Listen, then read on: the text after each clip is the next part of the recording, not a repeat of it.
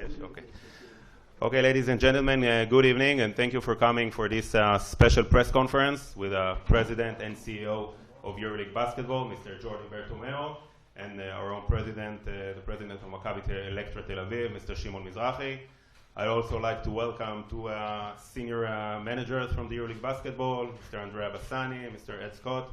Welcome to Tel Aviv. Of course, it's not your first time here in Tel Aviv, but it's your first time here in this arena with its new name, Menora Mivtachim. You have to get used to the new name, the former Nokia, now it's Menora Mivtachim. So welcome. Jordi, always a pleasure to host you here in Tel Aviv. Stormy weather now, very unusual to Tel Aviv, but I hope you all guys have a nice and warm staying here in Tel Aviv. So I'd like to begin with a statement with our President, Mr. Shimon Mizrahi. Please. Okay, good evening. As always, it's a great honor and pleasure having the CEO of the EuroLeague, Mr. Jordi Bertomeu, and the two gentlemen, Ed Scott and Andrea Bassani. We had, although it was a bad weather, we had a very warm meetings yesterday night and this morning, and we didn't give them a chance to tour around Tel Aviv and Jerusalem and the country because we had a lot to talk about. And I feel it's very interesting that those visits here, the last time you were here, it was 2 years ago. So next time it will be next year, I hope.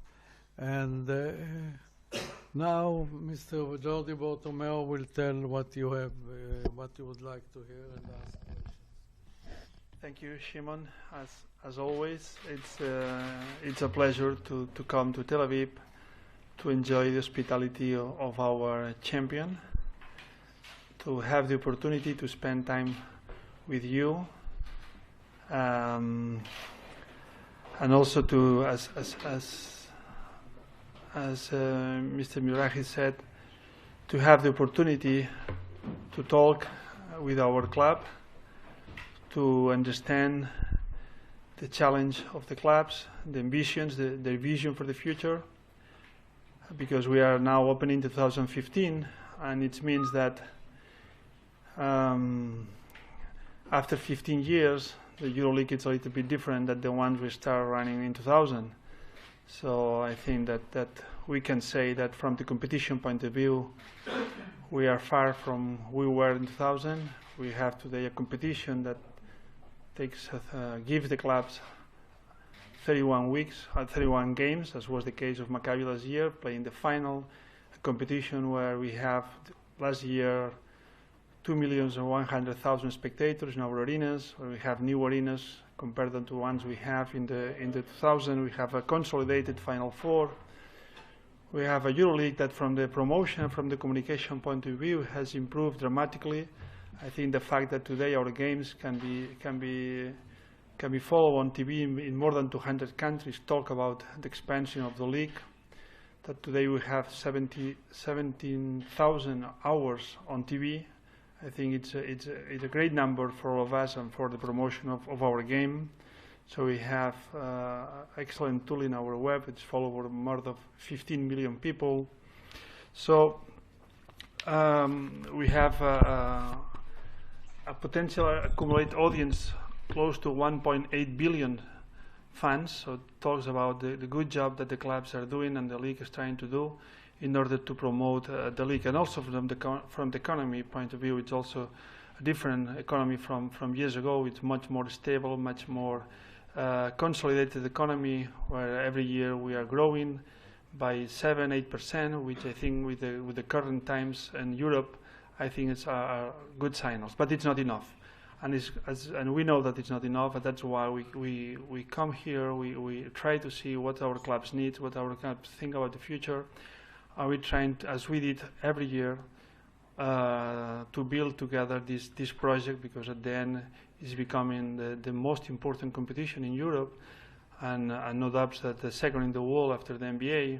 And this is thanks to the commitment of our clubs, the cooperation we have with our clubs, and the idea that all together can make this league growing as has been the case in the last 15 years. So this has been the purpose. In addition, we will be very pleased to award David Smith because he has been the MVP of the December. So it's always a pleasure for us to have the opportunity, this opportunity.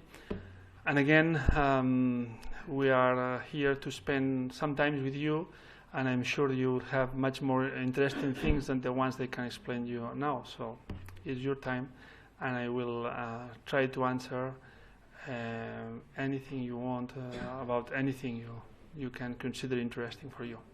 Thank you. Thank you. Questions, please. Just wait for the microphone. Boy. How are you? There is a lot of cooperation between the EuroLeague and European basketball and also the NBA, the basketball in the States. Maybe you can elaborate and share with us a little bit what are the future plans about combining European basketball and United States basketball? Well, the cooperation with the NBA has been closer in the last 6-7 years, probably, with the games that we played here in Europe, but also in the States. Our teams and Maccabi many times has been traveling to States, playing games there. And I think that this is the best thing we can do together. We also are in permanent conversations to see how we can increase this cooperation, because we have some common interest in some markets in Europe, and we both understand that we can take advantage of some synergies to work together. But we know that for NBA, it's the dimension of the NBA, it's very specific. They are very focused in some markets in Europe at this moment. But I think that if the question is if in the future, because probably this is the question, we can have a more official relationships in terms of official games, I don't see this in the short, of course, and not even at the medium term. I think that both sides has their own plans. Both sides are very focused on their business in their territories. And I don't see, let's say, to change the way we are cooperating, at least in the next years. Mr. Bertomeu, hello again. I want to ask if EuroLeague is going to use next year the pyramid system, and also if it will be qualifications and wildcards. Well, the pyramid system was presented and approved last July, but the pyramid system is a vision about how should be, in our opinion and the club's opinion as well, the evolution of the league in the future. So we didn't establish the timing for the implementation of the pyramid system, because we believe that the pyramid system should be the natural evolution in terms of to guarantee that the best teams are the ones who play the EuroLeague, and the only way to know which are the best teams if we allow them to compete among themselves, and then the best teams can be promoted to the top competition, which is EuroLeague, and the worst to be relegated to the second one, which is something that everybody knows because it's the culture of European sport, and at the domestic level, this is how the system works, and we believe that the situation in the future will lead us to this vision, to this pyramid model. So to know when that will be the time to apply, it's too early. So first of all, because at this moment the situation in Europe is very unbalanced. So today we have teams in countries with some kind of rules that cannot be compared with countries with other rules. So then the competition is not fair enough, because if we have countries like, let's put an example, France or Germany, where they have very strict economic rules, and other countries with no any kind of economic rules, when they compete on the court, it's not it's not 100% fair, the competition, because they are based on different rules. So if we want to make them compete in the system that I am proposing, we need some time to work with the league to have a more homogeneous situation among the clubs, among the leagues. Never will be 100% homogeneous, so we know that, but at least closer. So that's why we prefer to work for a certain time seasons with the leagues to see if we can help them to improve as a group, to reduce this unbalanced situation, to have more similar situations among them, And I think that Israel is a perfect example of this, because if you remember years ago, you were here asking me why you don't have more teams in the EuroCup and all these kind of things. And one of the main problems we had at that time was facilities. The arenas were not ready. In the last 3-4 years, I think the improvement of the Berlin teams in the arenas has been spectacular. So this is more or less what I am trying to explain. Not only talking about arenas, also talking about financial fair play rule, about calendars, about number of teams, many other aspects that needs to be more homogeneous among the leagues. And ask also about qualification. Qualifications will be eliminated beginning next season. So we do not see in the qualification round any advantage. We prefer to allocate the spot that has been booked for this qualification tournament to one concrete league, because so far has been complicated. From the calendar point of view, it's something that is not helping the clubs, because we force the club to play a tournament because of the calendars. We force them to play in a weekend at the end of September. The teams are not ready. Most of them just gathered the players 1 week before, because they came from the national teams competition. So the clubs are forced to compete for one spot in the EuroLeague with only 1 week of practices and in a very inconsistent way. And we believe that this is not good for the clubs, and then we decided that for the next year will not be anymore. That last year was the last year with the qualifications. Mr. Bortomeu, David Pick from One EuroBasket and Sportendo. You mentioned the national teams, and I'm under the impression that there's an ongoing dialogue between the EuroLeague and FIBA. Just a few weeks ago, there was a meeting in Barcelona. Can you elaborate on what's going on there? Because some of the national teams want to either A, shorten the EuroLeague season, or B, call back their players to the national team, which can cause damage to the EuroLeague if senior players leave in the middle of the competition. Well, your question refers to the FIBA project regarding the calendars beginning 2017-18 season onwards. Regarding this point, our position has been always clear. So, first of all, we always has been in favor of the national teams competition. For us, it's a very important piece of the promotion of our games. That's why in the last years we has been cooperating with FIBA, promoting EuroBasket when we had the Final Four in London, or the World Cup in the last Final Four in Milan. So we have a strong commitment promoting those competitions, because for us it's a very important part of the basketball program. It's true that the program or the project presented and approved by FIBA has many good things, many good ideas, and we agree. I said probably 95% of the whole project, because it's a very good idea to have national teams playing official games in the territory, something that never happened in the past, at least not for the teams that qualify directly to the championship. So this is a very good move from FIBA, and we support very much this idea. And also how they schedule the European Championship and the World Cups more or less in the same way that football is doing. I think it's also a very good idea. The only disagreement we have with FIBA is regarding the calendar, because they introduced these windows.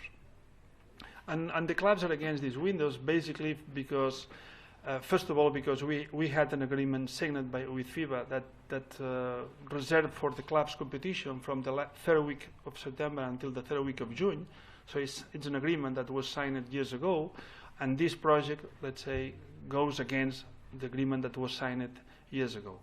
But the main reason is that for the clubs, these windows, it's disturb their programs, increase the risk of players being injured during the competition, as is the case on football, as everybody knows. So clubs are not happy with this program. It's true that a decision has been already taken by FIBA. So now it's time to see how we can, through the dialogue, to find a solution, how we can make this compatible with our competition, how we can work together in order to make this possible. But because at the end of the day, I want to insist that we are not going against the national team competition, because we understand that's a very important part of what the fans want, of what the fans like. So it's about to see if there is room for the dialogue with FIBA. Still, until June, the windows will not be established. When will be exactly the windows? So we are confident that, in good faith, both sides will be able to find a solution that will make both programs compatible. Any more questions? Mr. Bertomeu, I think I asked you this 2 years ago.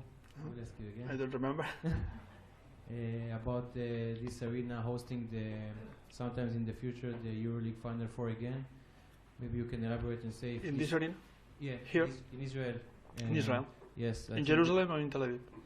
I don't know, but either of them is good, because I think the Israeli fans are hungry for hosting a competition here in Israel.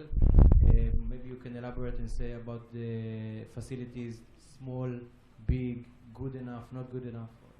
Well, the EuroLeague Final Four has been growing as an event, so you know that because you has been there many times. So, and then the facilities that we need, the cities we need, the countries we need, is becoming more and more complicated in order to achieve what we want, in order to deliver a great product that has to be a high-class product. So being in cities like Berlin, Paris, Madrid, Istanbul, Barcelona, Milan, give a signal of what we need in terms of promotion of the game, to give what our sponsor wants, and make us to be more demanding with the venues and with the cities in order to offer this kind of product. Fortunately, we have a long list of cities asking for the Final Four, and we are trying to satisfy all the requirements, all the demands, sorry. But probably needs many years to satisfy everybody who is asking for the Final Four. But so far we never received a request from Jerusalem or Tel Aviv in the last years to organize against the Final Four here. If this is the case, we will consider this. But I just want to tell you in advance that in light of the long list of cities waiting, will take some time. Mr. Bertomeu, there was several publications regarding the possibility of salary cap. Is there any idea, is there any intention of EuroLeague to impose a salary cap? Well, salary cap is a complicated issue. It's a complicated issue because it's not about to say clubs cannot expend more than that. It's also about to understand that when you have a salary cap, and the only example is the NBA, talking about basketball, is because it's one country with one law, which means that all the NBA clubs has the same law. It's not the case in Europe. We have 11, 12 countries. In each one we have different taxation law, which means that the salary of a player in Israel or the salary of the player in Russia or in Spain is different, depends of the taxation law in these countries. So based on this, it's complicated to have a salary cap. This is a technical answer. The truth is that we understand that financial fair play rules should be implemented in a short period of time. We approved our financial fair play rules 3 years ago. We gave the clubs 3 years to transition to be adjusted to these requirements, and beginning to next season we will start applying the financial fair play regulation from the EuroLeague. And one of the things that we are included in the regulation is to have a proportion on a percentage of the budget that can be allocated to the salaries of the players, which is not exactly a salary cap in the terms that we know in the NBA, but it's a signal and a message that we cannot spend more than what the clubs has as an income. And then I think that we will try to adjust and to solve this problem in a different way, but in terms of salary cap, as we all understand, the salary cap is not possible for technical reasons. Jordi, from last year or two years ago, you start playing on Friday. What is your impression till now? and your results still now from this move.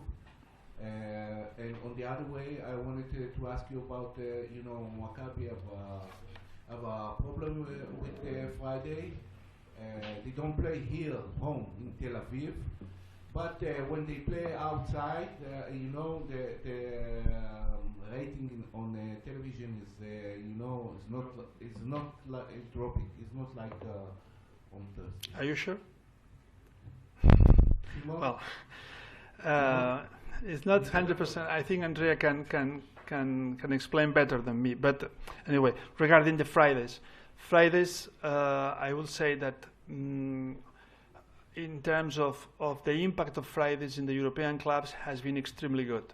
Extremely good in terms of the attendance on the arenas has been increased significantly thanks to the gameplay on Friday, because for the families to play on Friday, not having to schools on Saturday, that gives that the opportunity to go to the games is something that during the week it's more difficult.